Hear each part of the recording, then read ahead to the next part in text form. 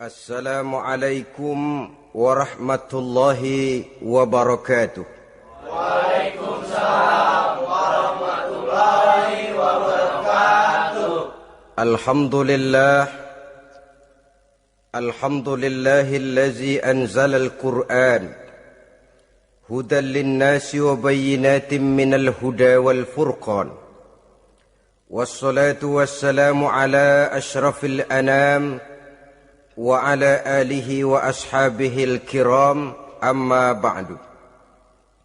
Saudara-saudara kaum muslimin rahimakumullah. Setiap penganut agama di dunia ini mempunyai sesuatu kitab yang dianggapnya sebagai kitab suci. Orang Hindu punya kitab Weda. Orang Buddha punya kitab Tripitaka. Yahudi mempunyai Taurat. Nasrani mempunyai Injil. Penganut Konghucu punya kitab Tao Te Ching. Orang Majusi punya kitab Zen Avesta. Orang kebatinan punya kitab Serat Centani, Hidayat Jati, Darmo Gandul, atau Gatoloco. Sementara kita umat Islam oleh Allah diberikan Al-Quranul Karim. Mengapa kita yakini Quran ini sebagai kitab suci? Pertama, ia bebas dari intervensi dan investasi manusiawi. Ia sepenuhnya, baik isi maupun redaksi, adalah produk dari Allah Subhanahu wa ta'ala. Kita yakini Quran kitab suci karena sampai hari ini belum ada seorang pun yang sanggup membuat seperti itu. Suatu kitab hanya dinamakan suci kalau dia bersih dari investasi dan intervensi manusia. Al-Quran ini sejak turunnya 14 abad yang lalu telah menantang. Wa in kuntum fi raibim mimma nazzalna ala abdina fa'tu bi suratin min misli. Apabila kamu ragu-ragu terhadap kebenaran Quran yang kami turunkan kepada hamba kami Muhammad, atau kamu menyangka Quran itu cuma bikinan Muhammad saja, cobalah kamu buat satu surah saja semacam Al-Quran. Apabila kamu tidak mampu melakukannya seorang diri, wada'u syuhada'akum, ajak seluruh teman-temanmu. Sejak tantangan ini turun 14 abad yang lalu, sampai hari ini, tidak seorang pun yang sanggup membuat satu surah saja semacam Al-Quranul Karim. Barangkali belum pernah ada yang coba-coba. Sudah. Di antaranya apa yang dilakukan oleh Musailamah Al-Kazzab. Dia mencoba membuat satu surah semacam Al-Quran yang kalimatnya sudah berbentuk bait-bait syair, tapi isinya jauh panggang daripada api. Yang kedua, kita yakini Quran sebagai kitab suci karena isi dan ajarannya sesuai dengan fitrah manusia. Suatu kitab dinamakan suci kalau ajarannya sejalan dengan fitrah manusia. Misalnya, manusia secara fitrah, kalau dia laki-laki, normal nafsu kepada perempuan, itu fitrah. Perempuan suka kepada laki-laki, itu fitrah. Kalau ada kitab suci, tapi melarang manusia untuk kawin, kesuciannya perlu diselidiki. Quran kitab suci sejalan dengan fitrah manusia, maka ia menganjurkan manusia yang mampu untuk melangsungkan perkawinan. Contoh lain, secara fitrah manusia perlu makan. Kalau ada kitab suci yang melarang manusia puasa saja siang malam terus menerus, itu kan sama juga nyuruh orang mati. Quran sesuai dengan fitrah manusia, maka dalam Islam puasa wisol, puasa ngableng apa itu istilahnya, puasa nyambung, Dari pagi sampai sore, sampai malam, sampai pagi lagi puasa terus. Bukan saja tidak boleh, malah haram hukumnya. Kenapa? Itu bertentangan dengan fitrah manusia. Yang ketiga, kita yakini Quran sebagai kitab suci karena isinya tidak kontroversial. Isinya tidak saling bertentangan satu sama lain. Di ayat manapun Quran mengajarkan Allah itu Esa. Satu kali dia berkata haram, dia akan tetap berkata haram. Isinya tidak kontroversial. Sebab kalau ada kitab suci, di satu pihak mengajarkan Tuhan Esa, di lain ayat mengajarkan Tuhan 3, di lain ayat lagi mengajarkan Tuhan 4, kitab kacau namanya. Bagaimana suatu kitab bernama suci kalau isinya kontroversial satu dengan lainnya? Dari 3 kriteria inilah kita yakini Quran sebagai kitab suci. Masalah yang akan kita bicarakan pada pertemuan kita kali ini, bagaimana sikap kita terhadap Al-Quranul Karim sebagai kitab suci. Berangkat dari sebuah hadis di mana Rasulullah Sallallahu Alaihi Wasallam pernah memberikan tawaran. Beliau bersabda, "Man ja'ala al-Qur'ana amamahu qadahu ilal jannah, wa man ja'ala al-Qur'ana khalfahu saqahu ilan nar." Siapa yang menjadikan Quran sebagai imam, maka Quran akan membimbing dia ke dalam surga. Tetapi siapa yang menjadikan Quran sebagai makmum, maka Quran akan mendorong dia ke dalam neraka. Pilihan terserah kita. Siapa yang menjadikan Quran sebagai imam, ditempatkannya Al-Quran di depan, dia ikuti petunjuk dan ajaran Al-Quran, maka Quran akan membimbing dia ke surga. Surga dunia, lebih-lebih lagi surga akhirat. Tetapi sebaliknya, siapa yang menempatkan Quran di belakangnya, dia belakangi Al-Quran, dia belakangi perintah dan ajaran-ajaran Al-Quran, dia perturutkan hawa nafsunya dalam kehidupan ini, maka Quran akan mendorong dia ke dalam neraka. Ya, neraka dunia, lebih-lebih lagi neraka akhirat. Pilihan terserah kita. Saya mau tanya, kira-kira Quran dalam hidup kita jadi imam apa jadi makmum? Imam apa makmum? Kalau Quran jadi imam, artinya kita umat Islam jadi makmum. Resiko dan logika tentu. Makmum harus ngikuti imam. Imam takbir, makmum takbir. Imam ruku, makmum ruku. Imam sujud, makmum sujud. Imam tahiyat, makmum tahiyat. Itu namanya Quran jadi imam, kita jadi makmum. Artinya dalam terjemahannya pada kehidupan, kalau merah kata Quran, merah kita kata. Hijau kata Quran, hijau kita bilang. Ke barat kata Quran, ke barat kita pergi. Ke timur kata Quran, ke timur kita berangkat. Halal kata Quran, halal kata kita. Haram kata Quran, haram kita bilang. Itu Quran imam, kita makmum. Nyatanya kadang-kadang kontras. Nyatanya kadang-kadang paradok. Merah kata Quran, hijau dong kata kita. Halal kata Quran, remeng-remeng kata kita. Ke barat kata Quran, ke timur kita pergi. Dalam praktek kita mau jadi makmum, Quran kita suruh jadi imam. Kita sesuaikan Quran dengan selera kita. Mana-mana ayat yang menguntungkan, mana ayat yang sesuai dengan mau kita, itu yang kita baca kuat-kuat. Itu yang kita canangkan ke tengah masyarakat ramai. Tapi manakala Quran itu bertentangan dengan nafsu kita, bertentangan dengan gaya dan kepribadian kita, kita umpetin itu Quran. Kalau kita cuma umpetin lumayan, kadang-kadang kita tuduh Quran ketinggalan zaman. Kita anggap Quran tidak relevan lagi dengan situasi dan kondisi. Kalau sudah begitu, sudah menyeberang terlalu jauh namanya. Saudara-saudara kaum muslimin rahimakumullah.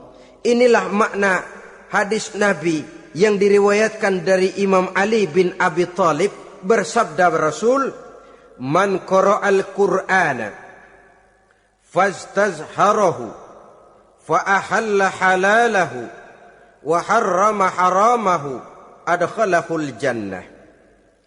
Barang siapa yang membaca Al-Quran lalu memperhatikannya, kemudian menghalalkan yang halal dan mengharamkan yang haram, maka Allah akan memasukkan orang itu ke dalam surga, ya surga dunia, ya surga akhirat. Apabila kita renungi hadis ini, maka untuk berimam kepada Al-Quran ada 3 jalan utama yang harus kita laksanakan.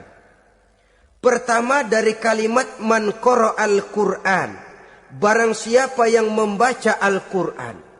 Ini artinya siapa yang ingin menjadikan Quran sebagai imam di dalam kehidupan, jalan pertama yang harus ditempuhnya menanamkan kegemaran membaca Al-Quranul Karim.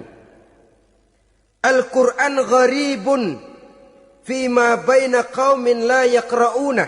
Quran akan jadi asing, Quran akan jadi aneh kalau terletak di tengah rumah orang Islam yang tidak suka membaca Al-Quranul Karim. Jadi langkah pertama, tanamkan kegemaran membaca Al-Quran. Saya tidak menyalahkan kalau remaja kita gandrung kepada Stevie Wonder. Baik kalau mereka senang kepada suara emasnya Michael Jackson atau suaranya Madonna. Tapi kalau sampai harus mengalahkan kecintaan mereka kepada membaca Al-Quran, ini ironi. Sebagai orang tua, kalau anak-anak kita buta huruf Latin, katanya menghambat pembangunan. Bahkan pemerintah saja menggalakkan bebas 3B itu. Buta aksara diantaranya, supaya rakyat bisa membaca huruf Latin. Kalau anak-anak kita buta huruf Latin, katanya menghambat pembangunan. Bagaimana kalau anak-anak kita buta huruf Quran? Jelas saja menghambat proses kesadaran dan kebangkitan dari dunia Islam itu sendiri. Satu contoh ringan. Dulu sebelum pembangunan merata, listrik belum lagi masuk desa, kampung gelap, rumah pakai lampu minyak. Kalau kita masuk kampung, terasa banyak orang Islam. Kenapa? Di rumah sebelah sana kita dengar anak muda sedang latihan baca rawi. Sebelah sini ibu-ibu sedang selawatan. Di rumah sana remaja sedang baca Quran. Pembangunan maju, listrik masuk desa. Alhamdulillah. Tapi apa yang kemudian terjadi? Proses pergeseran nilai. Setelah listrik masuk desa, radio main kenceng-kencengan. Televisi main gede-gedean. Baca Quran sudah barang aneh, langka. Tengoklah sekarang kalau kita masuk kampung, ada yang remaja sedang baca Quran. Rasanya kok aneh, nggak umum. Sesuatu yang baik malah menjadi nilai-nilai keanehan. Saudara-saudara kaum muslimin rahimakumullah, tanamkan kegemaran membaca. Dalam satu hadis Nabi pesan, nawiru buyutakum bitilawatil Quran. Sinari rumah tanggamu dengan bacaan Quran. Sebab listrik ini cuma bisa menerangi gelap, tapi tidak akan sanggup menerangi hati manusia. Quran produk Allah dibaca dalam segala keadaan tepat dan pantas. Lihat saja, orang sedih baca Quran terhibur. Orang gembira baca Quran tidak lupa diri. Di rumah mewah ada yang baca Quran, bagus. Di gubuk reot di pinggir kali ada yang baca Quran, cocok. Orang kawin dibacakan Quran, bagus. Orang mati dibacakan Quran, tidak jelek. Dalam segala keadaan, in all season, bahasa kerennya, dia pantas dibaca. Saudara-saudara, bahkan orang sakit gigi pun kalau dengar baca Quran tidak marah. Coba lihat. Dia senang benar lagu Michael Jackson, tapi giliran sakit gigi, coba setelin lagu Michael Jackson kalau nggak mencah-mencah. Kamu gila apa nggak tahu saya lagi sakit gigi, tapi coba bacakan Quran. Dia pasti tidak marah. Begitu besar daya pengaruhnya. Bahkan Abu Jahal sama Abu Lahab pernah rapat. Kata Abu Jahal sama Abu Lahab, Mas Lahab, gini loh mas. Kenapa? Ini saya pikir-pikir salah satu yang menyebabkan kenapa saudara kita banyak ikut ajaran Muhammad. Mereka kalau sudah dengar bacaan Quran terpesona. Jadi kita blokir saja. Caranya gimana? Kasih pengumuman kepada Quraisy, jangan sekali-kali mau dengerin Muhammad baca Quran. Kamu juga jangan. Dan kamu, saya pun begitu. Mari kita janji, tidak mau dengar bacaan Quran. Salaman, pulang ke rumah masing-masing.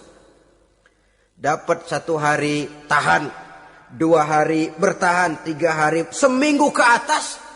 Abu Jahal mulai ada semacam rindu. Kangen pengen dengar ayat Quran. Karena secara pribadi dia mengakui keindahan gaya bahasanya jauh lebih tinggi dari kemampuan penyair Quraisy. Isi ajarannya sangat dalam dan menyentuh segi-segi kehidupan manusia.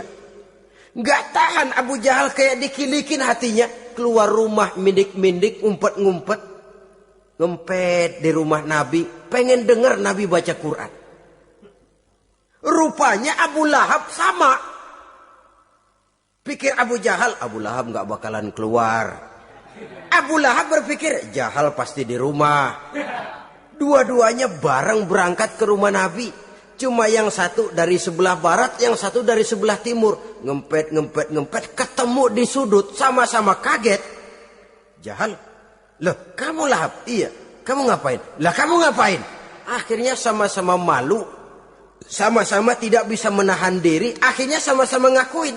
Bagaimanapun kita harus akui bahwa Al-Quran ini mengandung daya pesona yang sangat luar biasa. Itu dari segi bacaan. Belum lagi dari segi ajaran. Belum lagi dari segi isi. Tanamkan kegemaran membaca Al-Quran. Sampai-sampai Nabi katakan, Innallazi laisa fi jawfihi syai'um minal Quran kal baitil kharib. Orang yang dari tenggorokannya belum pernah keluar ayat Quran barang sepotong pun, belum pernah ngaji barang seayat pun, itu orang kata Nabi kal baitil kharib, kayak rumah kosong. Rumah kan kalau kosong biar bagus, mewah, besar, perabotannya lengkap. Kalau kosong angker. Setan kuntilanak memedi betah benar di situ. Saudara-saudara kaum muslimin rahimakumullah. Dalam satu percontohan Nabi mengatakan begini. Masalul mu'minil lazi yakra'ul Qur'an kamasalil utrujah. Rihuha tayyibun wa ta'muha tayyibun. Orang mukmin yang suka membaca Quran adalah ibarat buah utrujah. Baunya wangi, rasanya lezat. Kira-kira kalau di negeri kita buah apa utrujah itu? Semacam jeruk yang manis lah. Sudah baunya wangi, rasanya enak. Itu buah itu. Orang mukmin yang suka baca Quran kayak buah itu. Baunya wangi, rasanya enak. Artinya syiarnya hidup, isinya memang orang mukmin. Sebaliknya, wa masalul mu'minil lazi la yaqra'ul Qur'an kamasalit tamrah la riha laha wa ta'muha hulwun. Orang mukmin yang tidak suka baca Quran kayak korma. Rasanya emang manis, cuman kagak ada baunya. Artinya apa? Syiarnya kurang. Kalau orang belum tapi kenal kan kagak mau makan korma. Kenapa? Nggak ada baunya. Daya tariknya kurang walaupun rasanya enak. Kalau daya tariknya nggak ada, kan nggak ada iklannya, tidak ada syiarnya. Itu orang mukmin yang tidak suka membaca Quran. Ibarat buah, nggak ada baunya walaupun rasanya enak. Orang kurang tergerak. Kurang syiar, kurang daya tarik. Sebaliknya, wa masalul munafiq allazi yaqra'ul Qur'an kamasalir raihanah rihuha thayyibun wa ta'muha murrun. Orang munafik yang suka baca Quran seperti buah raihanah. Apa itu? Baunya wangi, rasanya pahit. Orang munafik baca Quran kayak buah itu. Baunya sih enak, cuman rasanya pahit. Ya munafik baca Quran. Syiarnya sih lumayan, daya tariknya hebat, isinya munafik. Nah, paling jelek orang munafik yang gak suka baca Quran. Wa masalul munafiqil lazi la yaqra'ul Qur'an kamasalil hanzalah laisa laha rihun wa ta'muha murrun. Orang munafik yang tidak suka baca Quran seperti buah hanzalah, sudah enggak ada baunya, rasanya pahit lagi. Kalau buah pacek kali. Udah baunya kagak ada, kalau dimakan bikin orang celeng. Saudara-saudara kaum muslimin rahimakumullah, tanamkan kegemaran membaca Al-Quran. Karena membaca Al-Quran merupakan ibadah yang besar. Bahkan kata Nabi, afdalu ibadati abdi qiraatul Quran. Nilai ibadah yang paling baik dari hambaku adalah ibadah membaca Al-Quran. Dalam solat pahalanya lebih besar di luar solat daripada di luar solat. Dengan wudu pahalanya lebih besar daripada tanpa wudu. Mengerti pahalanya lebih besar daripada tidak mengerti. Tapi tidak mengerti pun jangankan membaca, mendengar saja orang baca Quran dengan baik sudah didoakan untuk mendapat rahmat. Berpahala mendengar bacaan Al-Quran walaupun tidak mengerti. Apalagi membaca sendiri, apalagi mengerti apa yang kita baca, tentu pahala itu akan jauh lebih besar. Ini yang pertama, tanamkan kegemaran membaca Al-Quranul Karim.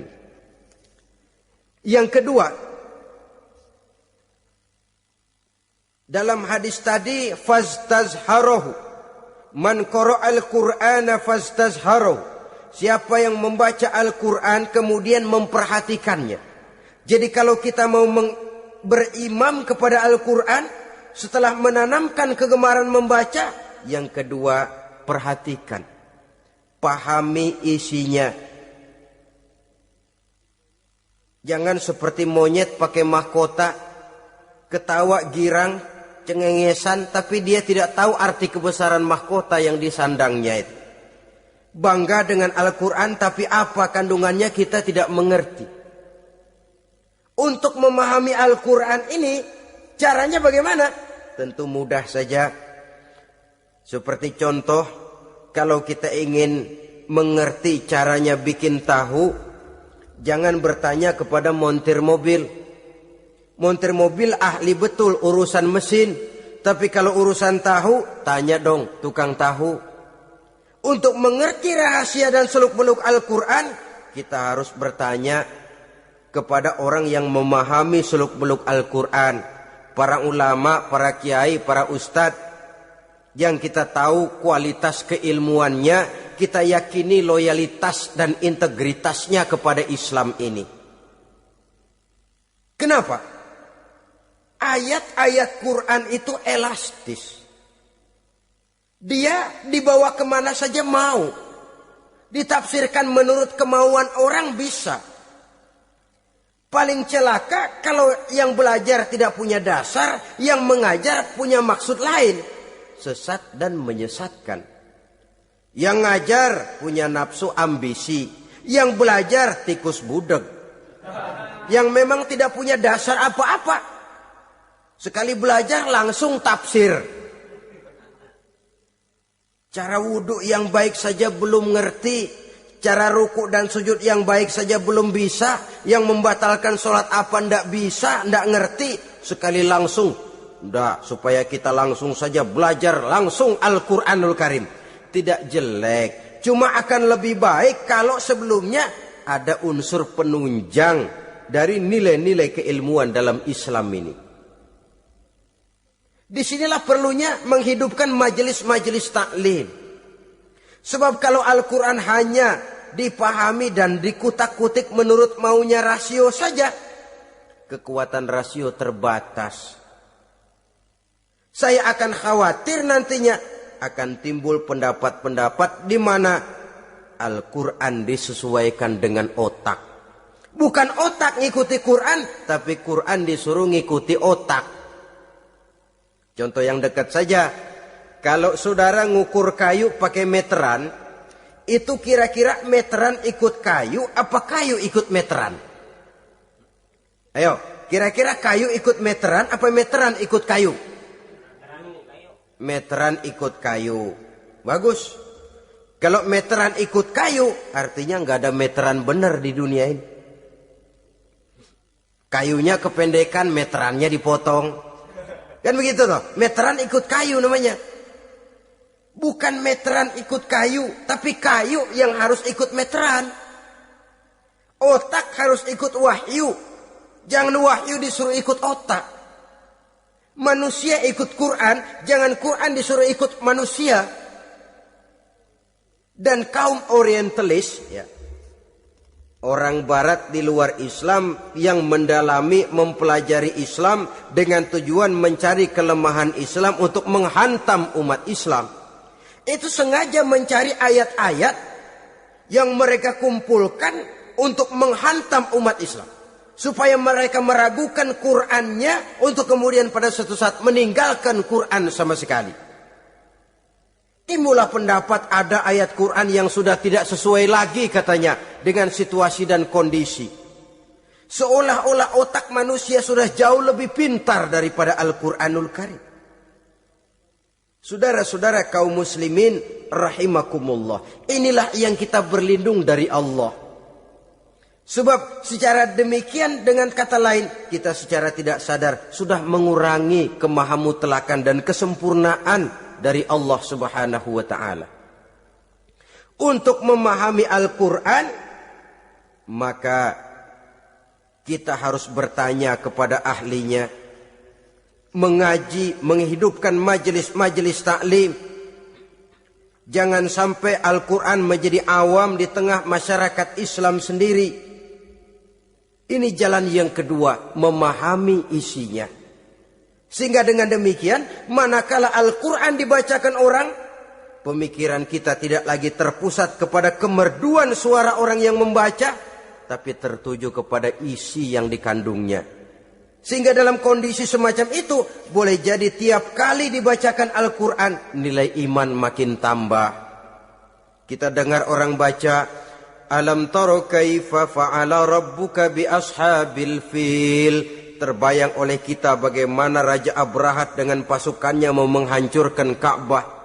Bagi Allah cukup menurunkan burung ababil, hancur lebur Abrahat, raja besar dengan seluruh pasukan gajahnya, berantakan dibuatnya cuma dengan burung ababil. Allah Maha Besar, Allah Maha Kuasa. Tambah iman. Kalau tidak, ya seperti yang banyak terjadi. Quran menceritakan azab, kita malah kesenangan. Walakum azabun alim. Kamu akan mendapat azab yang pedih. Kita teriak di pojokan, toyib, toyib. Allah, alhamdulillah. Digambarkan azab malah baik-baik. Bahwa kita suka, kita gemar kepada bacaan Quran dengan suara yang merdu, alhamdulillah. Akan lebih baik lagi kalau kita mengerti apa yang dibacanya. Sebab perintah membaca tersirat makna perintah untuk memahami. Perintah memahami tersirat makna untuk mengamalkan. Dengan kata lain, kita hanya bisa mengamalkan Quran dengan baik kalau kita mengerti isinya. Kita hanya bisa mengerti isinya kalau kita rajin membacanya. Baik membaca yang tersirat, baik membaca yang tersurat dengan petunjuk para alim ulama, para kiai, dan orang-orang yang ahli di bidang itu. Saudara-saudara kaum muslimin rahimakumullah, inilah jalan kedua. Upayakan memahami isinya. Hidupkan kajian-kajian agama, hidupkan majelis-majelis taklim. Jangan sampai Al-Quran asing di hati kita sendiri. Jangan sampai kita awam terhadap makna kandungan dan ajaran Al-Quran. Sementara kita yakini bahwa dialah yang akan bisa membimbing kita menuju kebahagiaan sejak dari dunia sampai ke akhirat nanti. Jalan ketiga untuk berimam kepada Al-Quran, setelah menanamkan kegemaran membaca, lalu berupaya memahami isinya, yang ketiga adalah mengamalkannya dalam kehidupan, sesuai dengan kemampuan yang kita miliki. Quran tidak akan membawa berkah Kalau ajaran yang terkandung di dalamnya kita baca, tapi kemudian kita injak-injak dalam praktek kehidupan. Quran mengatakan riba haram, tapi praktek kita dalam hidup malah senang betul kepada riba. Quran mengajarkan jagalah kesatuan persatuan dan ukhuwah Islamiyah.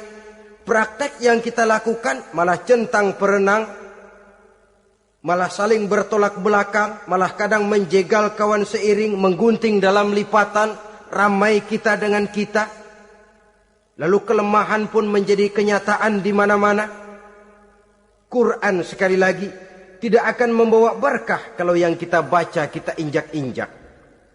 Tentang pengamalan Al-Quran ini, Allah Subhanahu wa ta'ala mengklasifikasi manusia dalam firman-Nya, "Tsumma awrasnal kitaba allazina astafaina min ibadina." Kemudian kami wariskan Al-Quran ini kepada hamba-hamba kami yang kami pilih. Ya Allah, coba saja kita lihat ayat ini. Quran kitab pilihan, diberikan kepada umat pilihan, yaitu kita-kita ini. Lalu bagaimana umat pilihan ini setelah menerima Al-Quran? Terbagi dalam 3 kelompok besar. Pertama kata Allah, "Faminhum zalimun linafsihi." Di antara mereka ada yang setelah menerima Al-Quran kemudian zalim kepada dirinya sendiri. Artinya hanya mulutnya saja yang menerima Al-Quran, tapi perbuatannya menginjak-injak Al-Quran. Orang semacam ini tidak zalim kepada Allah, tidak zalim kepada Rasulullah, tetapi orang semacam ini zalim kepada dirinya sendiri. Dia terima Quran dengan mulutnya, tapi dia injak-injak Quran dengan perbuatannya. Na'udzubillah summa na'udzubillah. Kelompok yang kedua, faminhum muqtasid. Di antara mereka ada yang setelah menerima Al-Quran lalu muqtasid. Muqtasid ini 50-50. Ngambil jalan tengah. Ajaran Quran dipakai, ajaran setan dikerjain. Artinya juga perintah Quran oke, larangan Quran heeh. Saudara-saudara, malaikat bingung bagaimana montennya nih anak ini. Perintah Quran dikerjain, larangan Quran juga dikerjain. Ini muqtasid. Nah, yang ideal adalah golongan yang ketiga kata Allah, wa minhum sabiqun bil khairati biiznillah. Di antara mereka ada lagi yang setelah menerima Al-Quran lalu berlomba-lomba melaksanakannya, berlomba-lomba mengamalkan kebaikan, dan itu hanya bisa terjadi biiznillah, dengan izin dari Allah. Hidayah, saudara-saudara. Berapa banyak orang yang mengerti Quran tapi hidupnya jauh dari cahaya Quran. Berapa banyak orang yang ahli Quran tapi cahaya Quran tidak menerangi kehidupannya. Berapa banyak orang yang ahli hukum tapi bikin bingung masyarakat dengan fatwanya. Saudara-saudara kaum muslimin, kenapa bisa terjadi? Itu tidak ada hidayah, tidak biiznillah, tidak ada izin dari Allah. Maka bisa membaca Quran, alhamdulillah. Bisa memahaminya, kita bersyukur kehadirat Allah. Lebih penting dari itu, kita mohon hidayah agar bisa mengamalkannya sesuai dengan kemampuan kita. Saudara-saudara kaum muslimin rahimakumullah. Mana yang lebih banyak di zaman kita sekarang ini? Kita bisa analisa. Ada yang menerima Quran hanya dengan mulutnya saja. Kalau ditanya, Tuhanmu siapa? Allah. Kiblatmu mana? Ka'bah. Saudaramu siapa? Umat Islam. Kitab sucimu apa? Quran. Kamu bisa baca? Enggak. Ya, kalau cuma tidak bisa baca, barangkali kadang-kadang Quran saja pun tidak punya. Ini yang ironi, ini yang menyedihkan. Saudara-saudara kaum muslimin rahimakumullah. Tanpa melaksanakan konsepsi Al-Quran di dalam kehidupan, maka kesenangan kita membacanya, pengertian kita tentang Al-Quran barangkali tidak akan bisa berbuat terlalu banyak di dalam kehidupan. Maka sekarang ini sudah ada terjemahan Quran dalam bahasa Indonesia, dalam bahasa daerah, dalam bahasa Inggris, Belanda, bahkan Jerman, yang masih harus terus dan selalu ditingkatkan terjemahan Quran di dalam kehidupan. Dengan kata lain, kita umat Islam menunggal dengan Quran kita. Jangan cuma jadi kebanggaan Islam tinggi, tidak ada yang lebih tinggi dari Islam.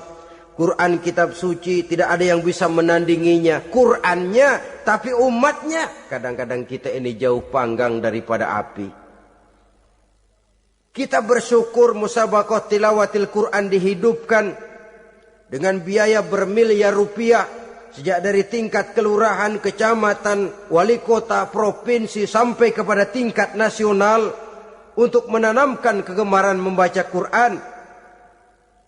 Setelah itu hendaknya diadakan peningkatan dengan upaya memahaminya. Sehingga pada suatu saat boleh kita adakan musabaqah pengamalan Quran. Hadiahnya sudah langsung dari Allah sendiri. Ini yang kita perlu berlomba. Berlomba mengamalkan ajaran Quran. Sabiqun bil khairat.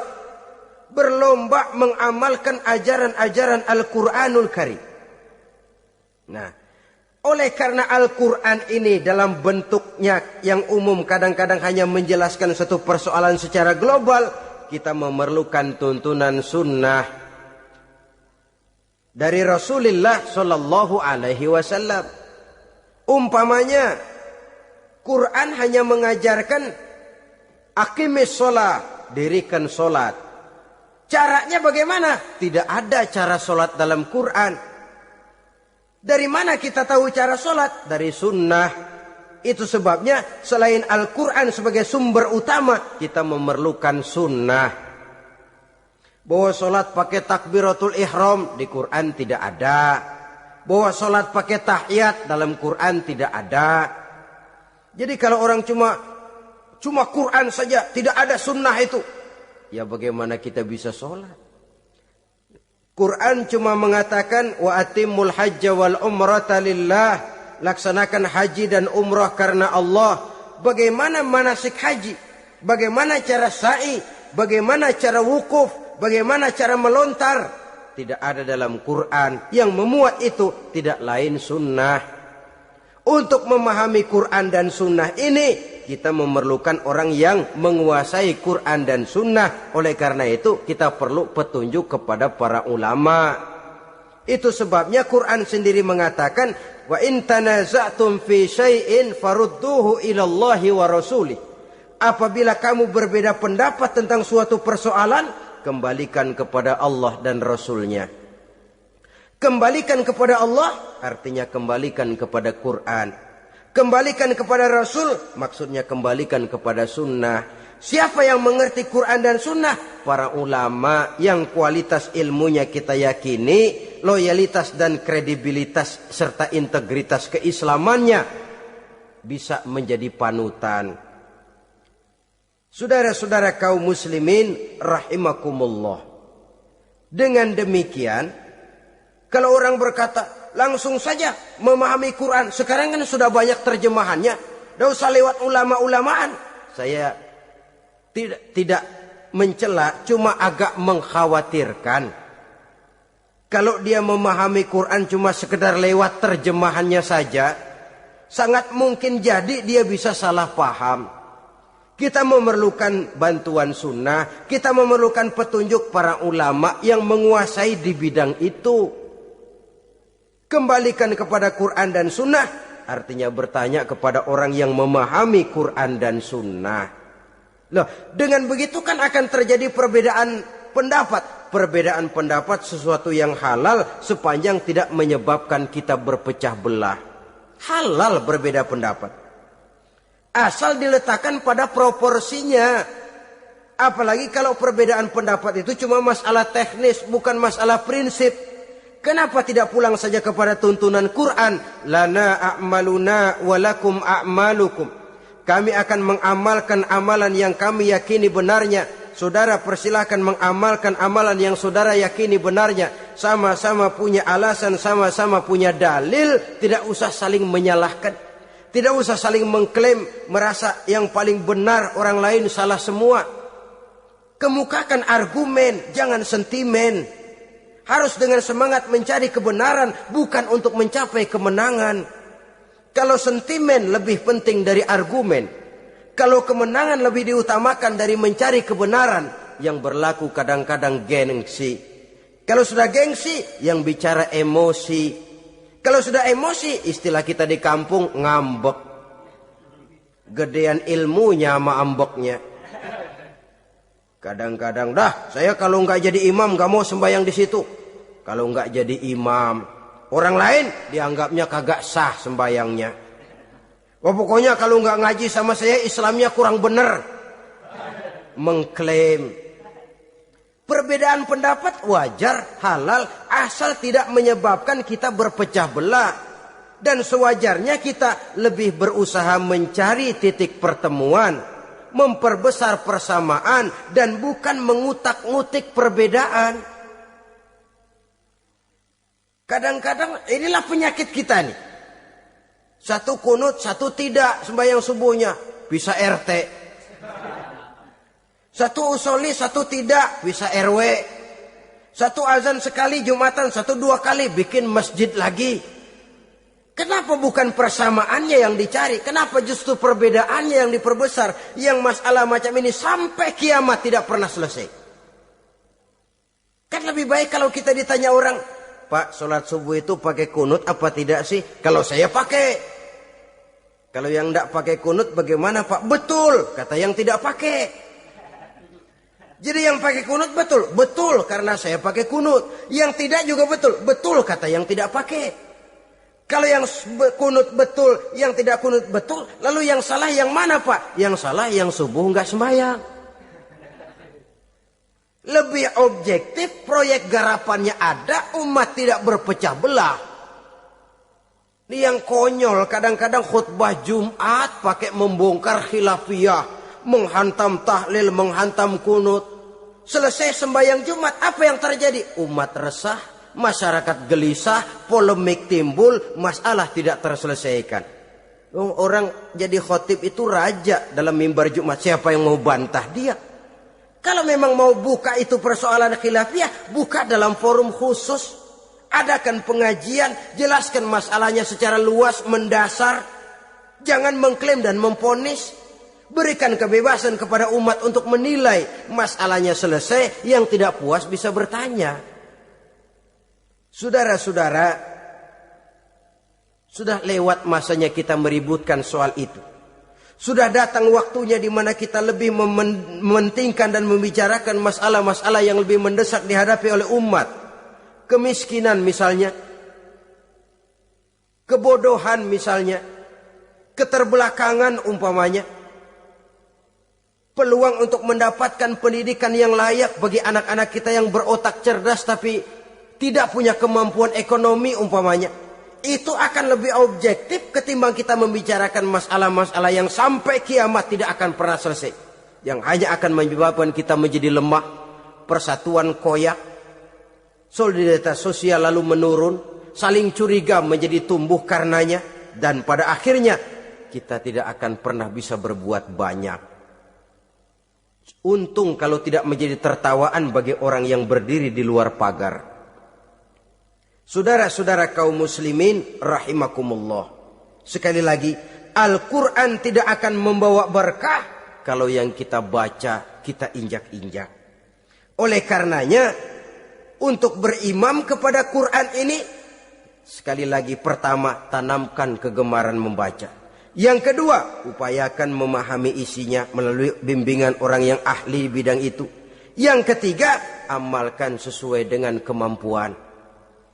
Sebab itu ada prinsip, kalau isi suatu hadis nampaknya bertentangan dengan otak, kesohihan hadis itu boleh diperiksa. Tapi kalau ayat Quran nampaknya bertentangan dengan otak, otaknya yang harus diperiksa. Jangan Qurannya lalu disesuaikan dengan otak. Sebab kalau kita sudah berani berteori, ada ayat Quran yang tidak sesuai dengan keadaan. Ayat yang mana? Yang ini. Tahun depan tambah lagi. Tahun depan tambah lagi. Makin lama makin habis Al-Quran itu. Yang perlu diperbarui cara kita memahami Quran. Bukan dengan mengemukakan teori ayat Quran kehilangan relevansi. Cara kita memahami barangkali yang kurang relevan. Dalam situasi, dalam konteksnya dengan situasi dan kondisi. Jangan lupa, Al-Quran ini kan untuk semua umur. Dia bisa dipahami secara filosofis, dia bisa dipahami dengan kacamata orang awam. Tingkat kemampuan berpikir orang tidak semuanya sama. Kalau semua orang kita mau ajak berfilsafat, merenung dalam-dalam, menerawang tinggi-tinggi, ialah buat mereka yang terjangkau oleh perguruan tinggi. Tapi buat saudara-saudara kita, pedagang-pedagang kecil, petani di desa-desa terpencil, remaja-remaja yang jauh dari sentuhan teknologi canggih, sanggupkah mereka berpikir filosofis? Sementara mereka merupakan bagian terbesar dari kondisi umat ini. Saudara-saudara kaum muslimin, oleh karenanya ditentang membaca, memahami dan mengamalkan, Rasulullah Shallallahu Alaihi Wasallam pernah memberikan sugesti. Beliau bersabda, "In aradtum aisha su'ada, apabila kamu menginginkan kehidupan yang bahagia, hidup seperti hidupnya orang-orang yang bahagia, dan tentu ini keinginan kita semua, wa mautas syuhada, dan menginginkan mati sebagai matinya para syuhada, para pahlawan pembela agama, orang yang mati syahid." Wah, ini sudah tidak duanya ini. Hidup mulia, mati syahid. Dapat dua-duanya. Wan najata yaumal hasyri, dan ingin mendapat keselamatan pada hari hasyar, hari pengumpulan manusia di padang mahsyar. Wazilla yaumal harri, dan mendapat perlindungan dari Allah pada hari yang sangat panas. Wal huda minad dhalalah, dan mendapat petunjuk dari kesesatan. Nah, ini keinginan semua orang. Kan yang kita cari apa sih? Hidup bahagia. Biar ndak kaya, asal bahagia sudah enak. Lalu apalagi? Matinya sebagai syahid. Kemudian di hari pengumpulan nanti mendapat keselamatan. Lalu pada saat orang lain kepanasan, kita mendapat perlindungan. Kemudian orang lain kebingungan, kita mendapat petunjuk. Kalau ini yang diinginkan, kata Nabi, resepnya, fa'adimu qiraatal Qur'an, maka lazimkan, biasakan olehmu membaca Quran. Tidak ada terlambat. Idealnya memang dari kecil, sebab lidah kalau sudah kaku berat. Disuruh baca innallaha laghaniyun hamid, lidahnya berat. Innallaha lampuniyun hamid, lampuniyun. Laghaniyun jadi lampuniyun. Lidah itu kalau sudah berat, ya memang berat. Disuruh baca ya bani Israel, lidahnya berat. Ya bini Siroil gitu. Jadi ya bini Siroil. Saudara-saudara, idealnya memang dibiasakan dari kecil supaya lidah itu ringan. Kalau tidak ada istilah terlambat. Saya malu pak, belajar alif-alifan udah gede. Ya jangan alif-alifan, alif beneran. Alif-alifan kapan bisanya? Alif beneran yang dipelajari. Tidak ada istilah terlambat, tidak ada istilah malu untuk belajar Al-Quran ini. Saudara-saudara kaum muslimin rahimakumullah, ini sugesti untuk menanamkan kegemaran membaca. Lalu sugesti untuk memahaminya, tentu banyak ayat, banyak hadis. Mengapa tidak di antara kamu sekelompok orang yang berangkat untuk memperdalam, memahami agama? Falaula nafara min kulli firqatin minhum ta'ifatun liyatafaqahu fid din. Di tengah kelompok orang yang berangkat belajar teknologi canggih, di tengah grup orang yang mendalami ekonomi, di tengah kelompok orang yang membidangi hukum, di tengah kelompok orang yang sibuk meneliti ilmu-ilmu kedokteran. Mengapa tidak ada kelompok orang yang secara takhasus liyatafaqahu fid din, mendalami agama ini, mendalami Quran ini? Harus ada. Lalu sugesti untuk mengamalkan Al-Quran kelihatan dari peringatan Allah yang kita bisa temukan pada surah Toha ayat 124 sampai dengan 127. Wa man a'rada an zikri, barang siapa yang berpaling dari peringatanku, kata Allah, barang siapa yang berpaling dari Al-Quran ini, dia terima Al-Quran, dia imani Quran, tapi dia berpaling dari ajarannya, dia injak-injak apa yang seharusnya dia amalkan, dia perturutkan hawa nafsunya, maka kata Allah, fa inna lahu ma'isyatan dhanka, dia akan diberikan satu penghidupan yang sempit. Inna lillahi wa inna ilaihi raji'un. Diberikan hidup yang sempit. Kalau hidup sudah terasa sempit, bagaimanapun luasnya rumah, sempit. Kalau hidup sudah terasa sempit, bagaimanapun banyaknya harta, sumpek. Kalau sudah hidup ini terasa sempit, bagaimanapun luasnya pergaulan, tidak ada tempat kita bertanya, melarikan persoalan, membagi rasa. Siapa yang berpaling dari Quran, dia akan diberikan penghidupan yang sempit. Bukan dagangnya tidak untung, bukan kerjanya tidak digaji, tapi kesempitan hati lebih bahaya loh dari kesempitan ekonomi. Itu di dunia. Di akhirat, wa nahsyuruhu yaumal qiyamati a'ma. Di akhirat nanti dia akan dikumpulkan oleh Allah dalam keadaan buta. Ya Allah, ya Rasul. Padahal ke akhirat kita baru tumben. Sekali ke akhirat buta. Masya Allah. Di tempat kita lahir saja, kalau tadinya kita melihat, tahu-tahu menjadi buta, kita bingung. Padahal jalan sudah pernah kita lihat, arah sudah pernah kita tahu. Bagaimana di padang mahsyar nanti? Kemana jalan yang akan ditempuh? Kepada siapa kita hendak bertanya? Mana teman, mana istri, mana anak? Buta pula kita. Satu kesengsaraan yang merupakan puncak kesengsaraan. Dikala itu orang yang semacam tadi protes. Rabbi, lima hasyartani a'ma wa qad kuntu basira. Wahai Allah, kenapa hari ini saya dikumpulkan dalam keadaan buta? Padahal ketika di dunia dulu saya melihat, saya menyaksikan gunung yang menjulang tinggi ke angkasa. Saya melihat lautan yang luas terhampar biru membentang. Saya saksikan tanah, sawah luas menguning. Saya saksikan keindahan alam. Di dunia saya melihat Allah. Kenapa sekarang saya dikumpulkan dalam keadaan begini? Protes dia, tidak terima dia. Allah jawab, kadzalika atatka ayatuna fanasitaha. Kata Allah, begitulah memang. Dahulunya waktu di dunia telah datang ayat-ayat kami kepadamu.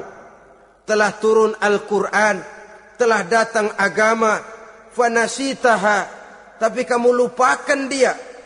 Kamu lupakan Quran. Kamu lupakan Islam.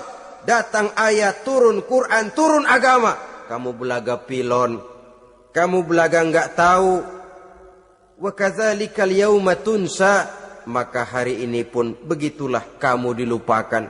Sebagaimana dulu waktu di dunia, kamu telah melupakan ayat-ayatku, melupakan kitabku, melupakan ajaran-ajaranku. Hari ini kamu pun dilupakan. Seolah-olah Tuhan cuma enggak bilang, mereka protes, Tuhan, kenapa saya buta padahal di dunia saya ngelihat? Kata Tuhan, kalau bahasa kita, lu rasain. Lu sih, kenapa dulu di dunia? Pura-pura enggak lihat. Kenapa waktu di dunia? Pura-pura enggak tahu. Kenapa waktu di dunia? Kamu lupakan Quran. Maka hari ini pun engkau kami lupakan. Wa kadzalikal yauma tunsa. Wa kadzalika najzi man asrafa walam yu'min bi ayati rabbih wal azabul akhirati asyaddu wa abqa. Demikianlah kami membalas orang yang berlebih-lebihan, orang yang melampaui batas dan tidak mau beriman kepada ayat-ayat Tuhannya, dan sungguh siksa akhirat itu lebih dahsyat dan lebih kekal. Siksa dunia mungkin kelaparan, kekurangan ekonomi, kekurangan pakaian, tapi berapa hari paling lama seumur manusia? 70 tahun umur kita, ya paling lama begitulah. Tapi siksa akhirat, kesengsaraan akhirat, kesengsaraan neraka, asyaddu wa abqa, lebih dahsyat dan lebih kekal.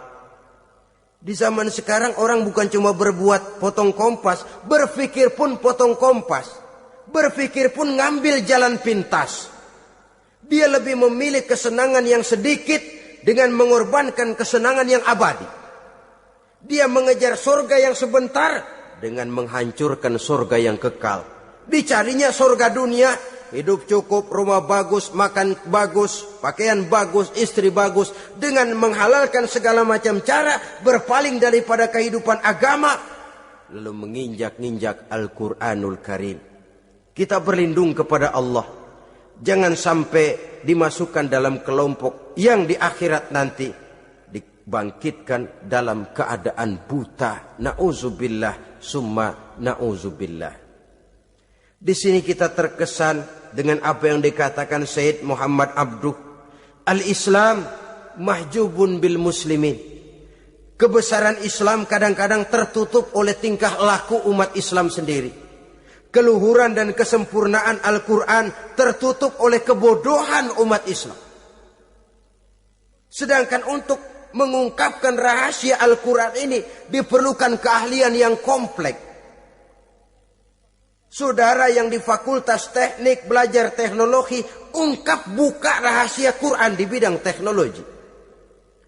Saudara yang di bidang kedokteran, ungkap buka rahasia Al-Quran di bidang kedokteran.